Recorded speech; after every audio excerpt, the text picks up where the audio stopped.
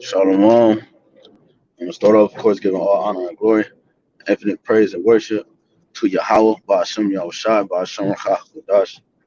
Double honors to our apostles and our elders, a great millstone, rule and teach well these last days, and strong shalom to the hopeful elect. The Lord will have mercy on these last days. Brother Hadash is coming with a quick exhortation through the spirit and power of Yahweh.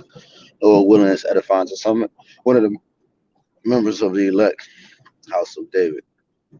Uh, I didn't really have anything on my mind.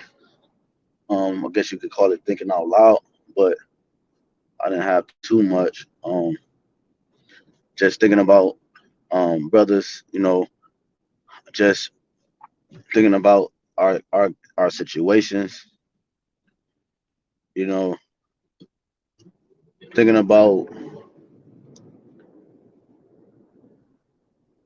everything that we have involved ourselves with over the past couple years, dealing with the ministry, dealing with the brotherhood, dealing with women or whatever.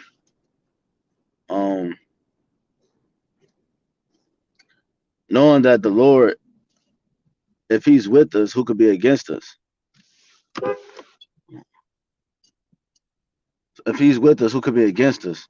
So, with that being said, no matter what we go through, and no matter what obstacle we face, and no matter what we come across, the Lord is always going to be by our side because He's the one orchestrating everything. What this the whole thing is about?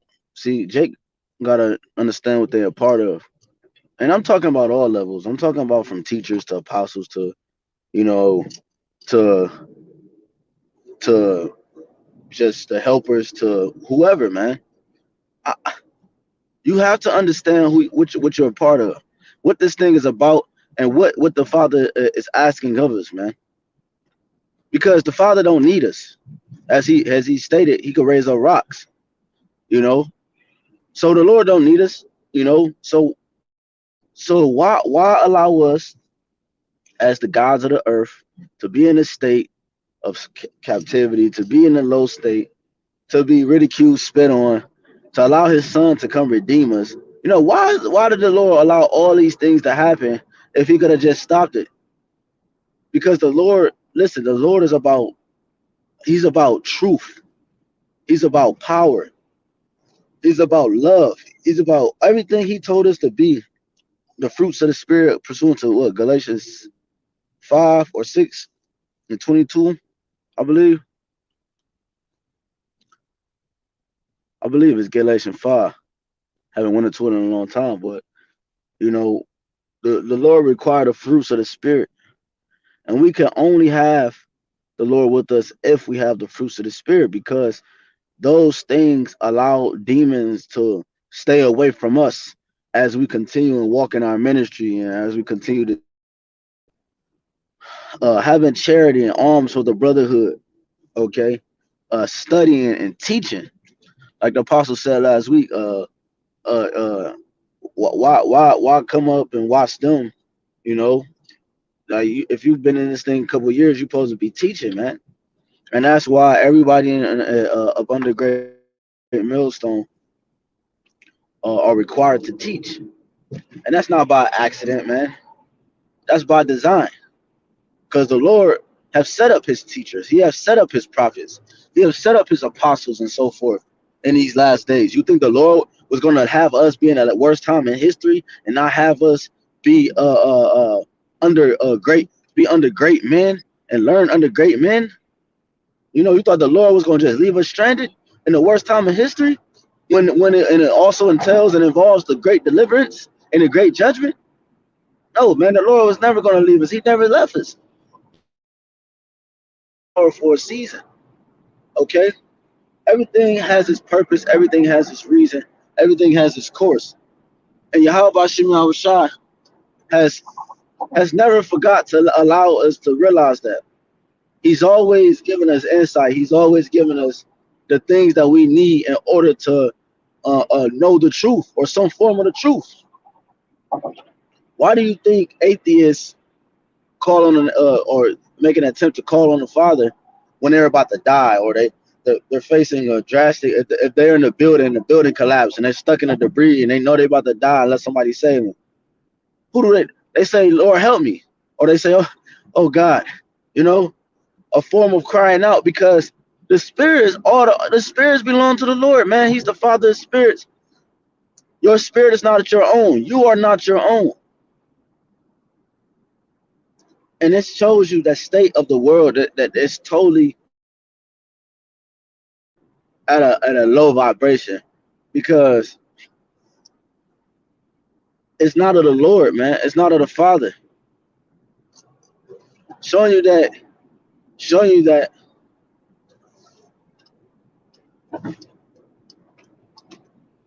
showing you that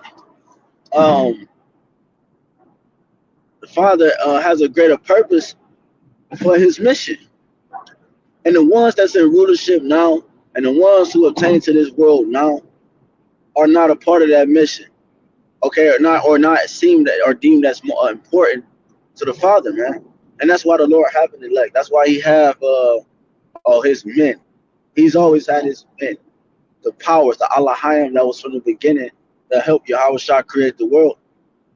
Those are his men. Those are the first fruit of his kind. YAHAWASHI being the first fruit of what's righteousness, immortality, conquering death, you know, conquering this lowest state and being set at a high vibration.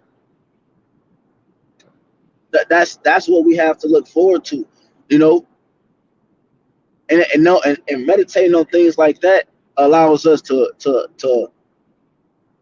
captivate or to capitalize to at the level that we need to capitalize in this society just to get by, just to get through. Because we have to eat, we have to go to work, we have to provide for our families, we have to do different things in this society that we have no choice. We can't just sit on our ass, you know. The Lord never allowed his men to just sit on their ass, man. They were always workers. They were always feeding, you know. I just did a lesson a couple of days ago. My sheep hear my voice. Well, I forgot to mention one of the main points in the lesson that I wanted to mention was that when you have sheep, to the master's voice. Sheep only listen to his shepherd's voice. You know, I probably mentioned it. I don't know. You know, the spirit be moving. Sometimes you forget what you say. So the sheep only hear the Lord's voice.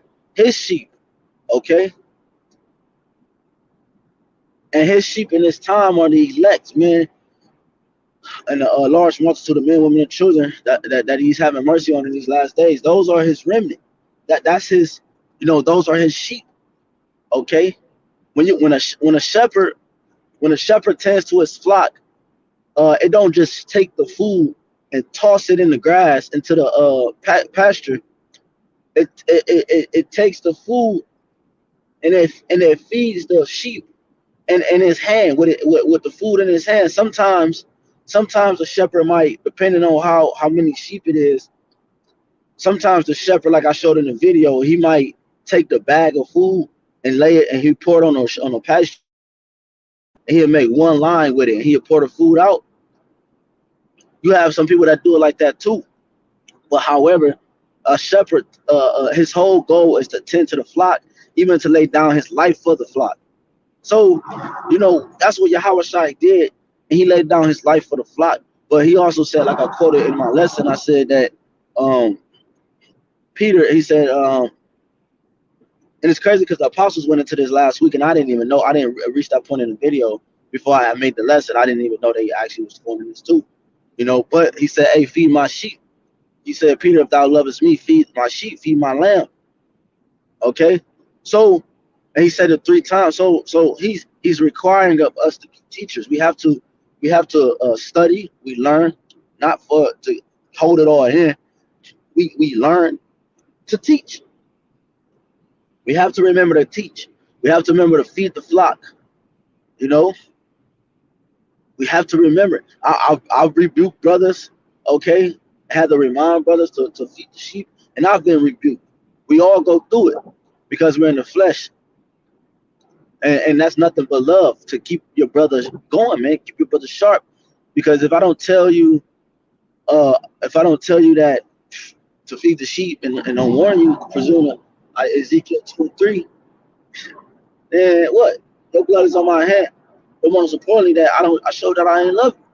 And then now I'm offending the little ones. You know what I'm saying? So one fault. That's why the scripture said, "Little leaven is the whole lump." Man, one thing that's off, hey, the whole thing is off, man. That's why the apostle to us say, man, hey, a man of the Lord know everything, man. We know how to work on cars. We know how to work on houses. We know how to build. We know how to create. We know how to attend to the brotherhood. We know how to we how to we anoint the brothers and get we know Hebrew. We know different languages, and we get into our words, definitions. Deal with economics on a high level or a low level. Okay, we know how to do everything, man, through the spirit and power of YAHWASHI, YAHWASHI. You know, and that's the beauty of being a follower of the Lord, man. You know, we know how to fish. Shit, we know. Some of us even know how to hunt. You know, we go into the prophecies. We go into the breakdowns. We link it up with secular history, and then we filter it through the scriptures. That's being a man of the Lord, a teacher, man. And you also have the believers. You know, but even the believers, to an extent, they still uh uh uh do some of those things on a low level, man. So showing you that this thing of ours, you have to understand that what you are currently involved in, and what this thing is about. This thing is about redemption. This thing is about vengeance. This thing is about the Father's will. This thing is about power and authority. And those things, when you go into those words, that's not nothing to play with. Power is power. That's why people kill over it, man. Power is power. That's why people teach on it and focus on it and make businesses off of it. Because power is power, man. Authority is authority. This thing is about equity. This thing is about financial gain, blessings. This thing is about serving, us being a servant, being a servitude. This thing is about being meek. Okay, attending to the flock, meaning what? Being a good shepherd, man. That's what this thing is about. That we are part of, man. This is it goes way deeper than what you see on the surface, man. That's why the Lord said, it said, or the publican, okay, versus the wicked scribe and Pharisee, okay, because he came praying with the meek heart. But when the Lord said, he said he pray in private, so your father can reward you openly. Pray in secret. Shut the door. Because the things that we do in private is the true is who we are. The things that we do in the dark, when no one is looking, that's who we really are. That's our character. That's who we hold. So if in the dark we don't hold a true and contract a characteristic or a contract reputation for ourselves, therefore we can't uphold the reputation of the Lord, because he is pure. John 17:17, sanctify them by thy truth. Thy word is truth. And you go to James 1:21, or through superfluity of naughtiness, right? And graft word, that which is able to save your soul. That word, which is the word of the Lord, and his essence, is what was which gives us our integrity.